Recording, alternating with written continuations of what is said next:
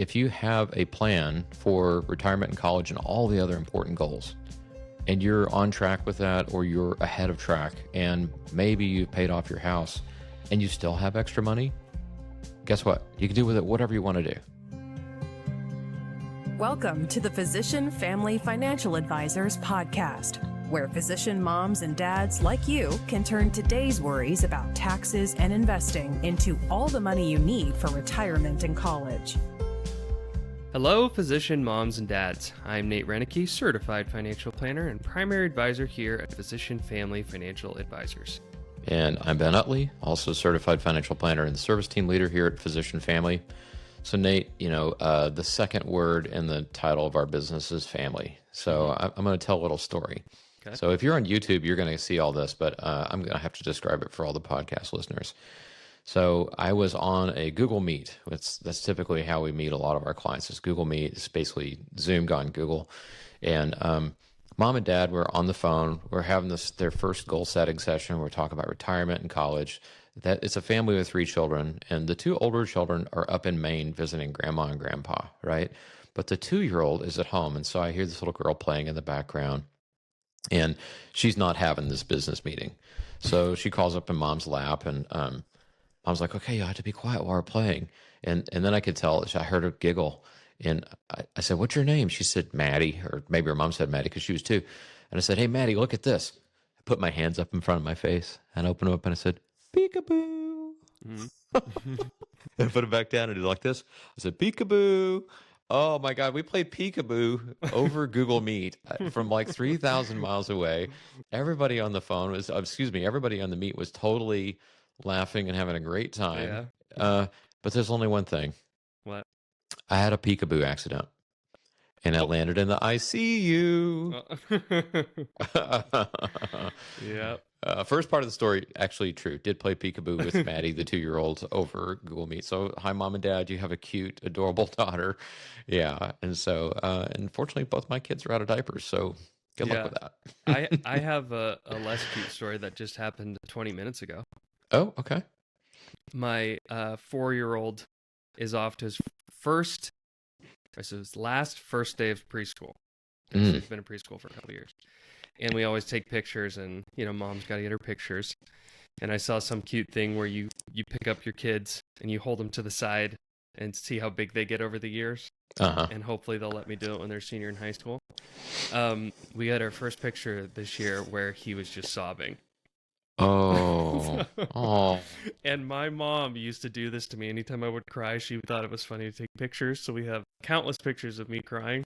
But it was funny and sad all at the same time. So sad because they had to go to school and be without mom and dad, or sad because mom and dad are dopes? Sad. I think he was just sad this morning because he didn't want to go to school. He had a week off while his brother was in first grade where he didn't have to go to school. Oh, he got lavished with the mom and dad attention. So wow. Yeah. So, but it was good. Did it make you cry too? I did tear up a little bit. But Nice. I was laughing too. Yes, let's hear it for humanity. All right. More questions today, Ben. On with the show. Yes. So first question, family medicine doc in Florida. All right. They said, I have a child with special needs, and I'm planning on supporting them indefinitely, including leaving enough for them to live off once I pass. How can I do that? Yeah. Yeah. So it's kind of a two-part answer here. The first is, this is really a support plan, right? You have to know how much you're going to give them or how much they need to live off of. Right. And that just requires saving enough cash, investing enough cash, just like you would any other plan. Exactly. So how would I do that? Well, I think you turned the firm onto this calculator. It's like an MIT living wage calculator. Yes. Right? So you could look at what a living wage is in your state, make that a goal, and then do some calculations for how much you need to save. Yeah, that's right. So let me break it down a little bit. So you've heard of, in our country, we have what's known as a poverty level, okay? And we have what's known as living wage. They're not the same thing. Poverty level is a level below which, you're have a really, really rough life, right? You can barely make it. The living wage is the amount of money that one or a family needs to earn to be able to quote unquote make it without without taking trips. Okay, so there's no trips. It's not saving for retirement. It's not saving for college. It's literally just paying your bills. Mm-hmm. And I was surprised at how high that level is in a lot of different places. But you can look on there and see for a house with one person in it, and no children, with one earner. You can look for a household with two adults where one is earner and two children. You can look at all the iterations of that, and it tells you how much money you need for each one of the things that they consider, food, housing, all that good stuff. And it totals it all up, and then it even makes it on a pre-tax basis. So it was fascinating to look at. I've known about it for years, and every now and then I peek at it to see, what we might need for a client's child or a certain circumstance. So the research is really well done, and it's interesting. It's Yeah. yeah, because most of the people who listen to our show are very fortunate. You and I are very fortunate, but I think it's important to keep an eye on folks that are less fortunate. They say that a society is judged by the way they treat their most marginalized citizens. Mm-hmm. Mm-hmm. Yeah, that's good. Yep. So that can get you to a number that you can feel relatively confident in for them to be able to take care of themselves. Yeah, But right. not a whole lot more than that, but that's enough. Sometimes you want to provide the basics for kids and let them reach for the fun stuff, Mm-hmm. Yeah. So, but there's another sort of angle to this, which is like, so how can I do that is one question. Mhm. What's the best way to go about it is kind of another question. Yeah. And so I don't believe we've talked about ABLE accounts on the podcast, or at least not much, but they're pretty cool for this situation. So the states have made special accounts for this exact situation. So Mhm. ABLE account, ABLE. It stands for Achieving a Better Life Experience. Mm-hmm. And probably the best way to think about it is think about it like Roth IRA for a quote unquote disabled Mm-hmm. person. And as I recall right now, the rule is that the diagnosis must have been made before age 26. That's right. But there's going to be a change in the laws coming up. I believe it's next year, where it's before age 46.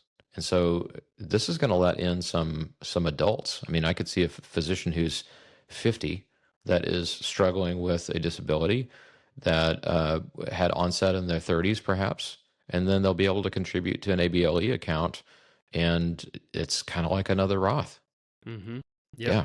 And better than a Roth in that you can contribute more.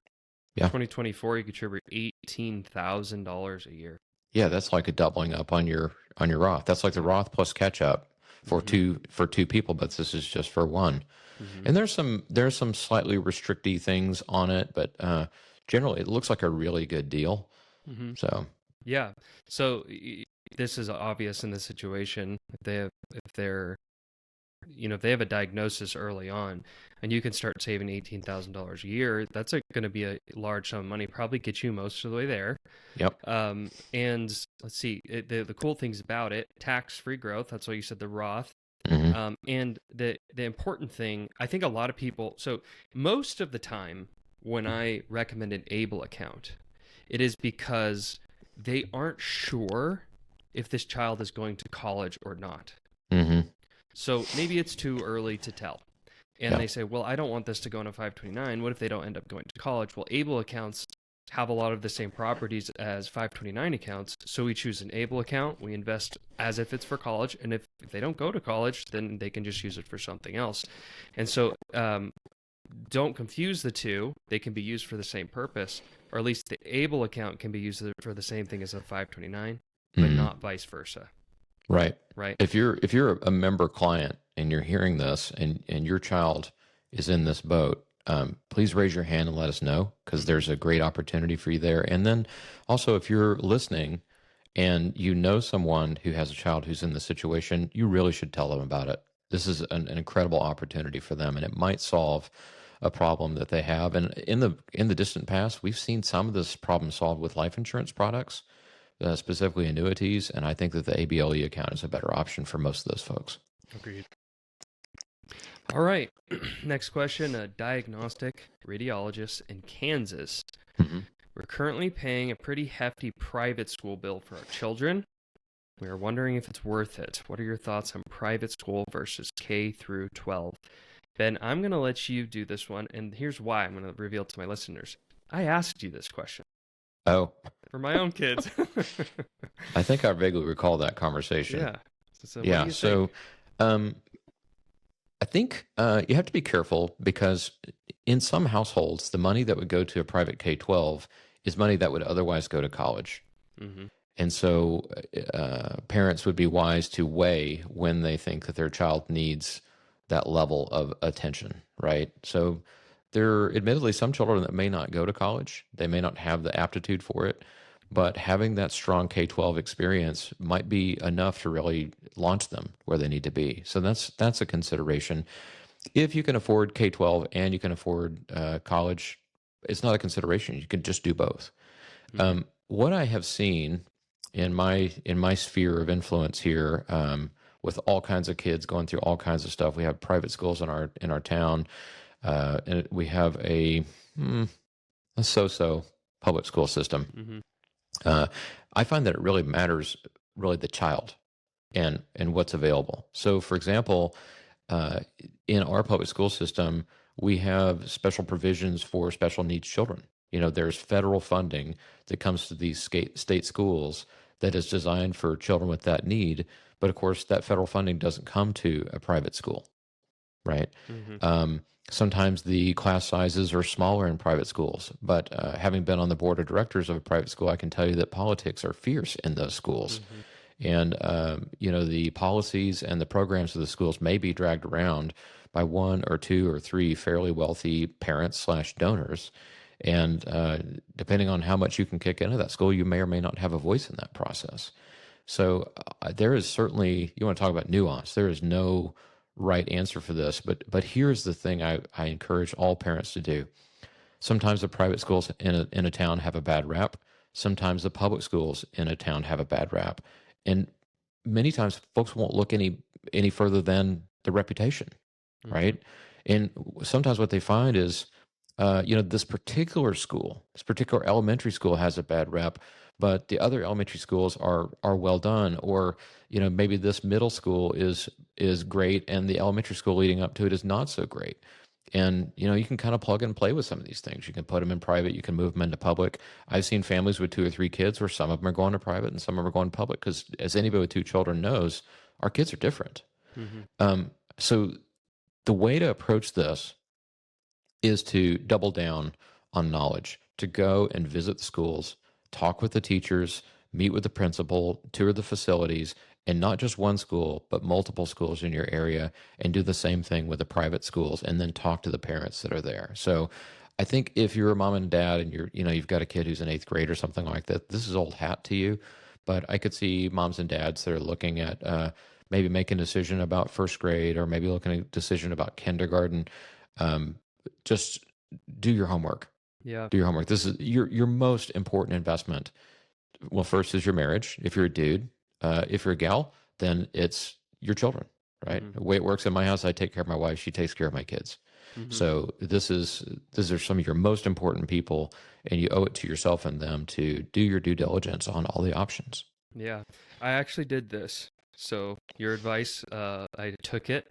I toured a couple schools, and the funny thing was that I noticed after reflecting back was the advice I was getting from people who sent their kids to private school. They're 10 minutes down the road.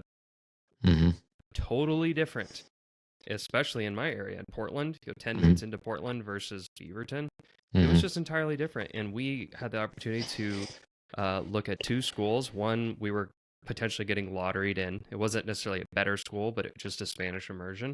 Mm-hmm. First one we went to was not Spanish immersion. I heard mixed reviews. Old, sort of looking rundown school. We visited. It was terrific. Mm-hmm. A public school. It was great. The principal was great. She knew who I was. She came, met me. It was great. And then the Spanish immersion school was just as good. So we went public, and the biggest takeaway I think from doing that research is that throwing money at your school doesn't solve problems.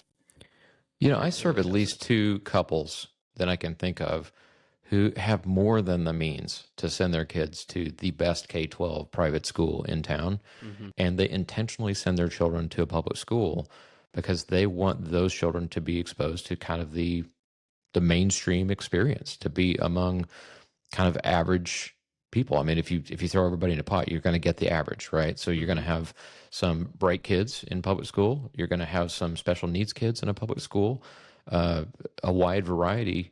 And that's what they wanted for their children. That was the experience that they felt like their children would need because they're being raised in homes where there's a lot of privilege.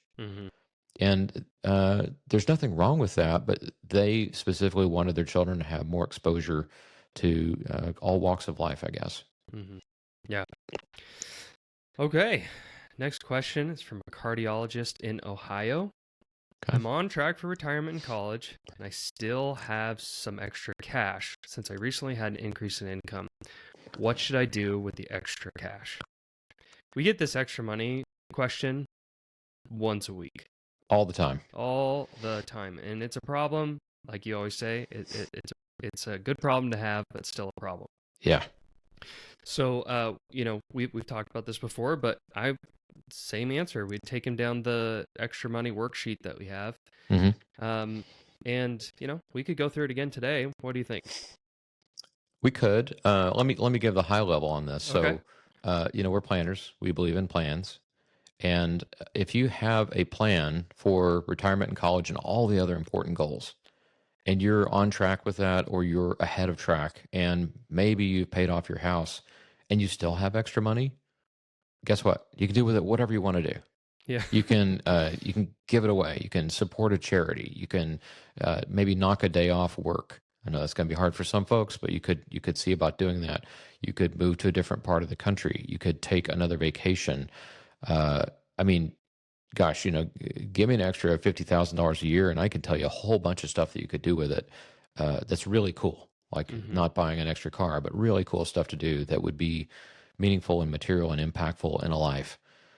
You have options. And sometimes the plan says what to do with it. Like even folks who have a really low rate mortgage, if you have a whole bunch of extra cash, there's no need to be carrying around that mortgage, right? So a lot of things can be done within the sense of planning. But at the end of the day, even with the plan in place, you might still have extra money. And we covered this in the annual progress check for clients who have extra money. We go down this list. So Nate, roll out the extra money checklist. I mean, I think you covered it, to be honest. Yeah. Because I'm assuming, like, just the nature of this question. And they're a client. So, they got their emergency fund. They're planning for taxes. There's only fun stuff left at this point. I mean, unless you want to be more aggressive with your goals. But I don't always, some people do. They kind of start with a middling goal. Let's say they want to retire at 65 and they're on track for that. They're like, well, maybe let's switch that to 62 and see what happens. So planning can help you make this decision. But if you're perfectly happy with your retirement and you just are saving, you just decide, well, let's try 55. That's not a good thing. I don't think that's a great thing because if you can't even take a day off work at that point, when you have so much extra money that you're just going to pull your retirement forward a little bit, I promise you're not going to be able to just full stop at 55.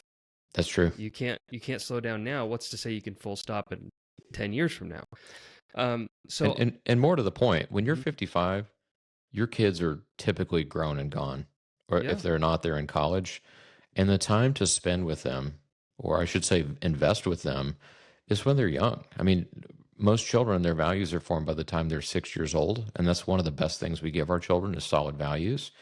And then they're really fun from the time they're 6 until they're maybe 12. And then after that, they're kind of intolerable for a couple of years. Then they're great again, right? But that's all happening now. It's all happening today. It's all happening right in your home, in your backyard, in your neighborhood. It's all happening now. So this concept of early retirement is so flawed. It's so flawed because there's so much joy and bounty and incredible experiences to be had, particularly with children at this moment in life, that I think one of the best things to do with it is just trade some of that money for time. I know it might be difficult if you're in private practice. Maybe you work 5 days a week and on that fourth day you break even, and on the fifth day you have profits. But guess what? There's all kinds of other practices out there where you can make money and lead a good life and get some balance. So would it take some change? Hell yeah, it takes some change. But is it worth it? Absolutely. Mm-hmm. Absolutely worth it. We've guided a few clients through this transition, and it's paid off for them in non-financial ways that typically money cannot buy. Yeah. You can have your life now. You can have those experiences now. Everyone who writes about this online, it's all this early retirement. And I'm like, well, Halloween's coming up. It's one of my kids' favorite holidays. I don't know why. I didn't put that into them. Mm-hmm. But I'm like, instead, I'm going to go spend some time with them. I'm not just going to be working the whole time because I get to work for longer. I get to. I'm not planning to retire when I'm 50. So yeah, well, and I'm 55, so that ship has sailed for me. I know. I just think about all the time I'm giving up by trying to make it big. Yeah. Now's the time. Sometimes you just need to make it. So speaking of which, you could tell we're financial advisors. You could tell we love what we do. We have smiles on our faces. We laugh about things. The best thing for me is when I'm talking with a prospective client on the phone, and whether or not they choose us, we're laughing. I mean, that for me is probably 4 out of 5 calls are joyful. And I feel lucky to serve the people that we serve. So if you're looking for a financial advisor who gets it, who understands life, who knows that children are a precious resource, who understands that work is meaningful and has purpose, give us a call. Give us a call. You can reach out to us at physicianfamily.com/start. You can send your buddies to us. If you're not ready for that, shoot us a question to podcast@physicianfamily.com. And as I always say, but I really mean this, I really mean it. You are not just earning a living. You are making a life. Thank you for listening to the Physician Family Financial Advisors podcast. Are you getting all the tax breaks you really deserve? To find out, get your copy of the Overtaxed Doctor's Retirement Investing Checklist, available at physicianfamily.com/go. This show is for educational purposes only and is not personalized advice. Consult your tax advisor before taking action. All investments involve risk of loss. Past performance is no guarantee of future results. Read show notes for full disclosure.